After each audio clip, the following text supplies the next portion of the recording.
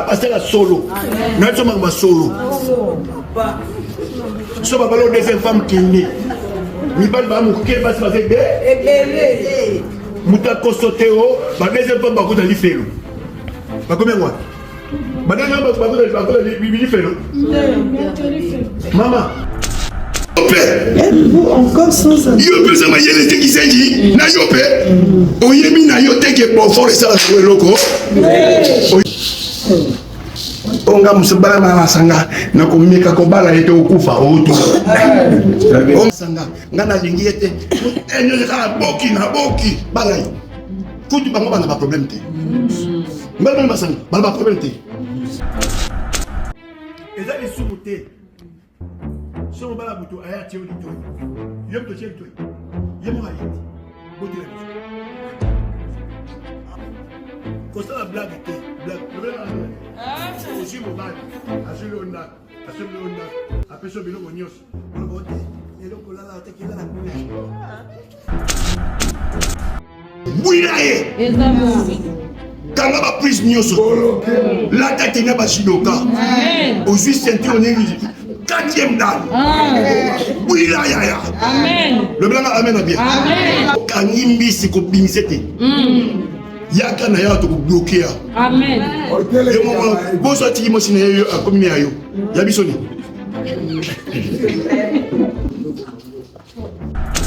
Pour ça la blague était blague. Le blanc, amen, bien. Aussi mon bac. À ce l'on après ce bilan on y bon le bon et donc là la tête qui est là la couleur.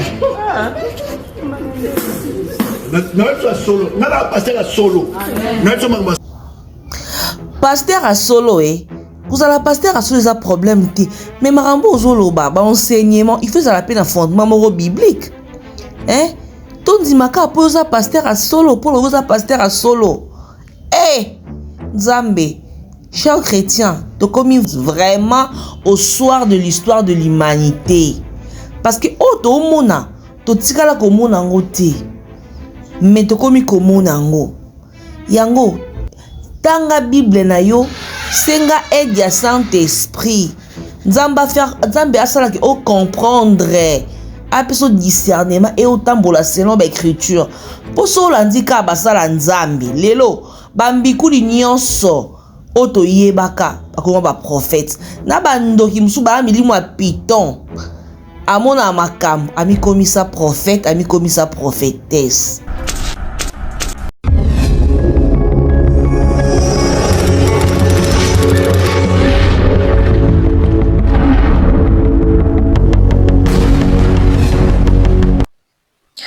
Bonjour, bonsoir, tout dépend de l'heure à laquelle vous allez tomber sur notre vidéo. Bienvenue sur Gingombe Télévision, votre espace d'analyse, de réflexion et de conscientisation. Chers abonnés de notre chaîne, merci d'être là pour nous.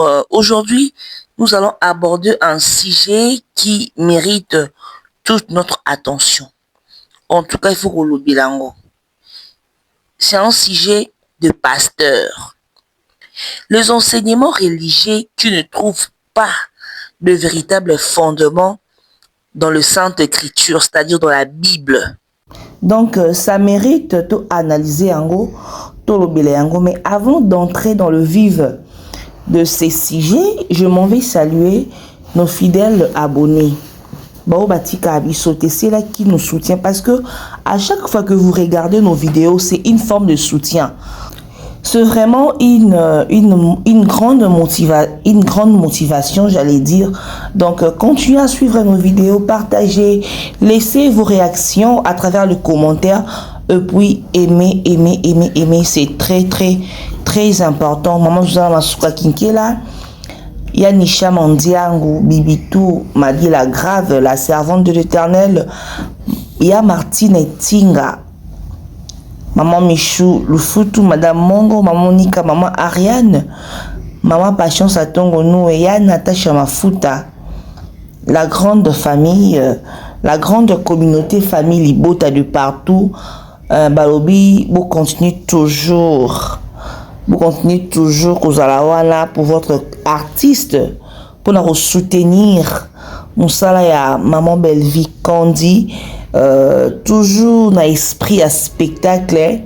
Donc, restez toujours focus comme d'hab.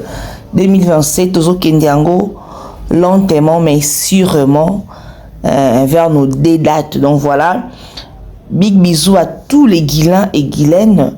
Donc, nous sommes là pour vous continuer de nous soutenir. Voilà. Chers internautes, nous allons nous intéresser au cas d'un pasteur. Parce que Mamba pasteur, bon, ça la biso na mboko yo. Nzambe kanda yebi. Nzambe vraiment kanda yebi. C'est au suka wapi na ba pasteur. Aujourd'hui, ba pasteur mingi, ba authentique ouan n'ont plus de valeur parce qu'ils sont envahis. Na ba makioniste, de ba benga bon bata makio, na ba prophète.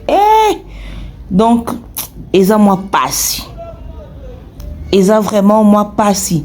Un pasteur qui prêche certaines choses présentées comme de vérités spirituelles.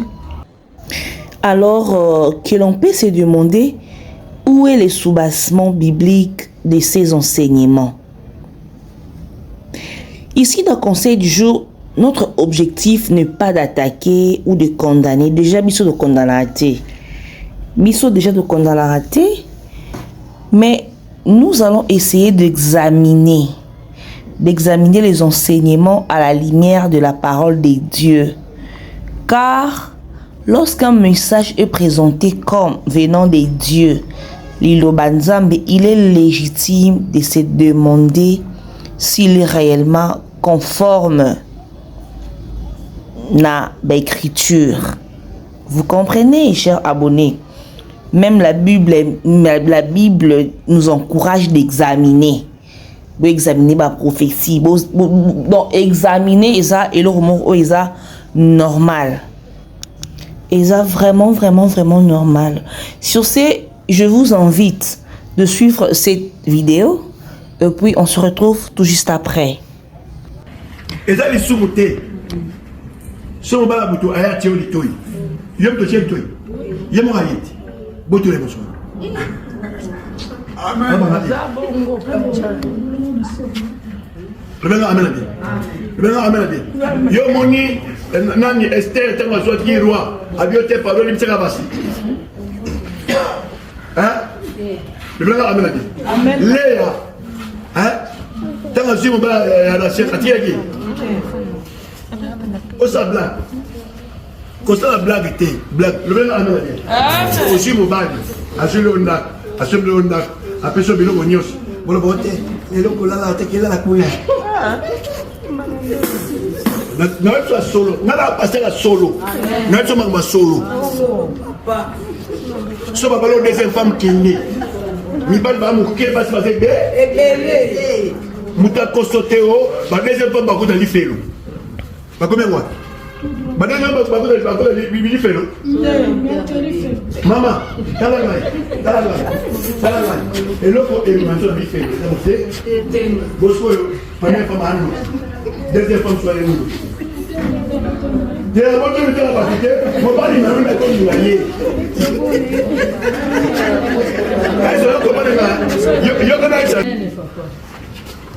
En sur la Kindumba, en la deuxième femme. Mais ce qu'on a considéré, ma deuxième femme, je l'ai dit. C'est qu'à mon faille mon place. Sur à quelle part deuxième femme, la deuxième femme n'est pas passée dans le bateau. Elle va bonner, à mon équipe, je suis bimi. Elle va bonner à communier pour la du pas dans le soir qu'elle a mon sur la deuxième femme, à bonner son ballon de thème. Elle va qui va balayer sous. Après, on va pas qu'elle fait. La Dieu expliquer, elle a encore le Dieu expliquer. Bon, gagnez la zabouille. Sur la balade, il faut qu'elle fait. Hein? Donc c'est Naomi qui l'a fait. Léa qui l'a fait. Anna. Hein? Esther. Esther qui l'a fait. Oh là là. Bisso te condamne à rater. Mais il y a une question autre qu'on pose, une question qu'on pose. Où est le fondement biblique d'un tel enseignement? Fondement biblique d'un tel enseignement. Hein? Un pasteur qui présente l'infidélité ou une relation avec un homme marié comme sans problème. Donc, et ça, et le côté infidélité, non. Ce genre d'enseignement ne correspond pas au principe biblique de la fidélité conjugale. En tout cas, ils doivent correspondre à été. Et ils doivent correspondre à ta moukiété. Dans la théologie, mais je suis chrétienne. Je lis aussi la Bible. Dans la Bible, que Jésus parle de l'adultère dans le contexte du mariage, du divorce. Ah mais oui. Le mariage doit être honoré et le lit conjugal le garde pur. C'est ça. C'est que la Bible nous recommande. De fouiller l'impudicité. Parce que le mariage est sacré. Ils ont du vin, ils ont sacré. Tant que le pasteur, ils ont discours ya boye. Ils ont un fondement biblique nini. Na fondement biblique nini penza. Yoka baser bitula pe. Amen. Amen. Eh, Nzambe nangai. Maman to ala komona te to komona ngo. Donc ça signifie que nous sommes vraiment au soir de l'histoire de l'humanité. Babiloko ezalate. Donc ces pasteurs azo préparé bandiminaye que a occupé aux moi si mususu s'il est marié. Un pasteur qui se permet de dire que basi baza ebele mibali baza mukie. Ezaka nzambe mutalakisa kiye que basi baza kebele na mokili oyo. Mais wana eza balangage ya bato ya balabala. Ça peut pas prendre une place dans l'église du Christ. Donc pasteur na évité la Bible à pasteur soyez jeunesse et ça l'a raté parce que là c'est au commencement. Que moi signor sur auta et pas mobali. Pasteur a évité que non la création d'ambalali saka mobali azui côte donc c'est à partir ya côte ya mobali ndé nzamba a créé moi si donc chaque homme chaque femme a son homme et ça oya uta tout pasteur azui na discours à modèle na kati ya église ya nzambe. Pasteur na évité ya bosala kito mamona atangango te na jeunesse ou bien comment. En tout cas nanangai soki musala nzambe te soki ndengeni soki mama prophétesse soki pasteur soki nakanga pe théologie te mais du moins je suis chrétienne donc oyeba mampe ya nzambe. Ah et là oyebi na noki pasteur on a kamwe ba discours eza scandale. Et ça vraiment scandale, surtout pour la bateau, ça affermité. Surtout pour le fidèle, oh, bah, ça affermité. Bah, bébé spirituel. Quand on met na discours, ya boy. Na enseignement, ya boy. C'est très dangereux. C'est vraiment dangereux. Oh. Mais kolinga mobala mutu ils les soumuté papa ils adultère bon Kelly fait le oui parce que les adultères n'hériteront pas le royaume des cieux. Ils ont la Bible. Il y a la Bible. Ils ont la Bible. Dieu dit que personne ne sait pas ce que lui a uni. Tant que yo quand on a mariage moya batu. Ndingo lobi que non bazuli onda oboya ozo kota na mariage ya batu oza trouble oza la maudit. Donc pasteur tu envoies te fidèle dans malédiction. Un homme qui est déjà légalement marié nzamba sangisa bango ali ozo bala bandimi na yo bandimi na yo que ba ki ondimaka mibali ya bongo azwi ndako. Pasteur okamusi ngai oza scandale pour le peuple de Dieu, oza scandale pour l'église, pour le corps du Christ, avec de tels messages. Sous-bassement biblique, parce que la Bible est quoi constitution pour nous, les enfants de Dieu, les chrétiens. C'est la Bible. Qu'est-ce que la Bible dit par rapport à Yamambo Nalina Loba? Sinon, tout la Bible, parcourir dans la Bible, c'est que Dieu a dit par rapport à Yamambo Linko Loba. Mambo Linko Loba. C'est très grave. C'est vraiment grave. Oh là là. Yo pesa mayele te kisenji na yo pe oyemi na yo te ke confort ça le loko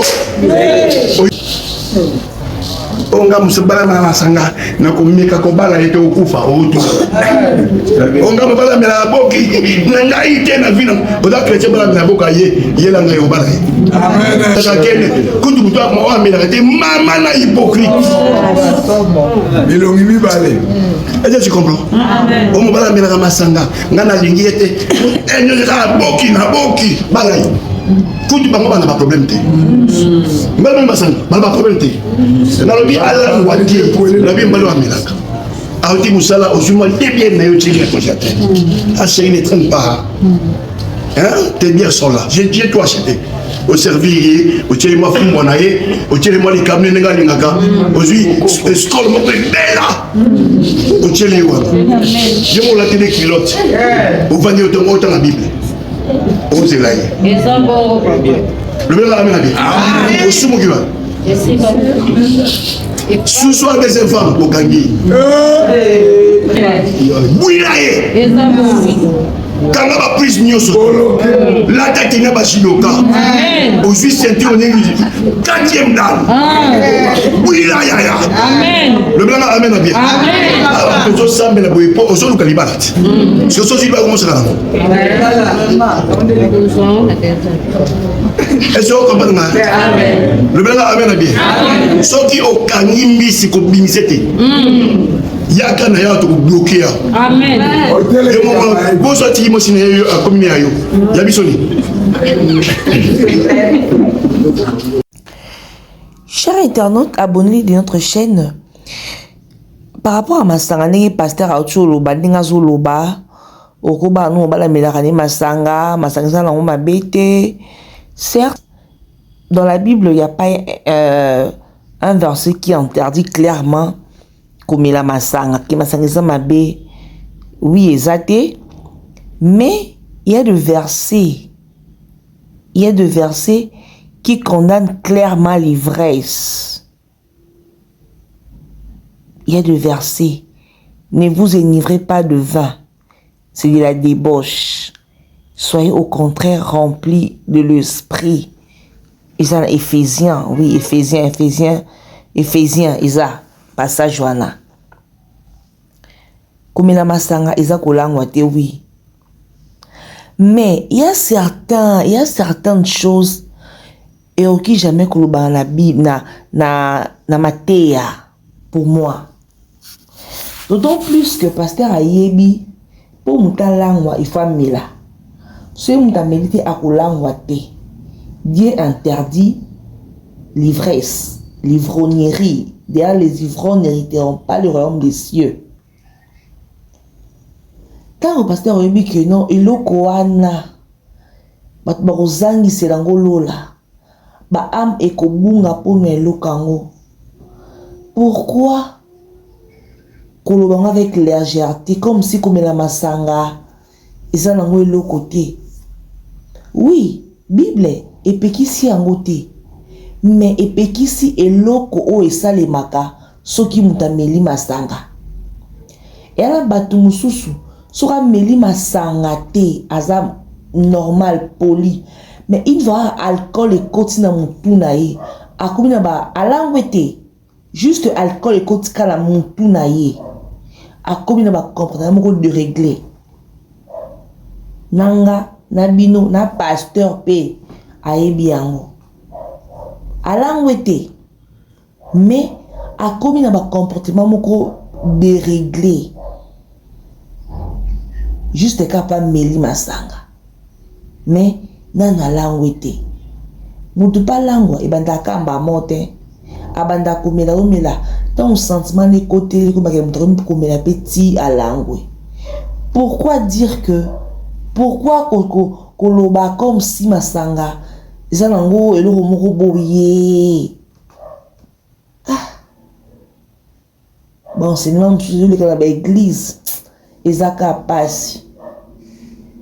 Si vous êtes attentif dans la vidéo, il y a pasteur dans le bac non, au Lukalibala. Fille mon église, vois-moi à moi sur le bic non, non, je vais dans le deuxième bureau. Donc, pasteur, c'est à inculquer que deuxième bureau est normal. Donc, à normaliser le roman, oh, ça m'a péché. Mais pasteur a normalisé en a normalisé en gros. Soit boy moi sinaï et ça ni bon talibiso un homme de Dieu. En tout cas, Jésus-Christ est vraiment le grand maître. Parce que aloba nyonso la Bible aloba penza. Il y a longtemps tout le monde m'a comme sous kamwate. Nous avons dit à s'auto-proclamer pasteur, prophète. Nana tia yo, nana établir yo, nani, alali olotima dendoto, obi ngana monaka, nzamba kisaka ngai. Est-ce que comme on a nyonso là comme on a nzambe? Comme on a nyonso, eza comme on a nzambe? Non. Esprit de Python aussi, ça là qui va prophétiser, c'est dans la Bible. Nous devons prophétiser, mais ça peut exactement. Et ça, esprit à Python, les akatinae. Mais aujourd'hui, tout ce monde-là, et toutes ces personnes, où va habiter l'esprit à Python, les lots, comme va prophète, va prophétesse sur les réseaux sociaux, comme va pasteur, va daddy, va mommy. C'est pas facile. Na bate mambo le kalambo kalanga so pe le kave la mambo comme sous na kam elekela ngai kam srangai mamanzambe. Aujourd'hui les gens prennent ça avec la légèreté devant peuple de Dieu. Ba ame ya bato en kolo ba mo ta ba banga raté ame c'est très important parce que eza yango nde yeso akufela ame ya mutu. Mais quand vous vous présentez devant les âmes du Christ, pour inculquer bango, amarambo eza kutute, eza un fondement biblique te, toujours attristé Saint-Esprit par nos comportements, par nos façons de faire, makambango. Basa la nzambe, bozonga, ceux qui na soloza oza ouin, nzamba benga kiyo, il faut toujours ozonga na sauce. Ozongi okara mingi nzamba lobini avant bima de peur que aux un scandale pour le peuple de Dieu parce que ba prédication ce bon enseignement ya pasteur na biso oyo et ça très dangereux surtout pour le bébé spirituel, pour ces gens-là où dans une maturité spirituelle té donc bazo kamarambo yo donc ba normaliser impudicité, ba normaliser alcool, donc ba normaliser mambébélé. Je peux être marié, mais dans ce moment, je suis béni. Je peux être célibataire. Je sors avec un homme marié. Non, c'est pas ça. C'est pas ça. En tout cas, que le Saint-Esprit aide l'Église vraiment. Parce que, biso ba brebis, to remis dans l'insécurité parce que ba berger, mingi bakoum na compromission. Ça craint. Mais nous osons croire que avec l'aide du Saint-Esprit, nous allons battre la biso et vivre comme malam. En tout cas, merci beaucoup. Merci pour l'attention soutenue.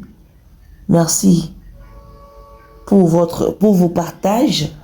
Merci beaucoup pour le commentaire et Et faites abonner ceux qui n'ont pas encore abonné. Aidez-nous à élargir notre communauté. Motivez-nous en suivant nos vidéos à partager. En partageant plutôt. Et Zala. Et le roman malam. Bala nzambe toujours. Na makolo nzambe. Tout kamingi nzambe. Ba pasteur et ba mami. Batali bango ba apeka batu. Lelo accès comme on libre parce que Dieu c'est pas souka. Prie ton Dieu partout. Aux alliés nzamba couper sur la directive en fait que oh vivre bonheur na katia mokili oyo. Merci beaucoup.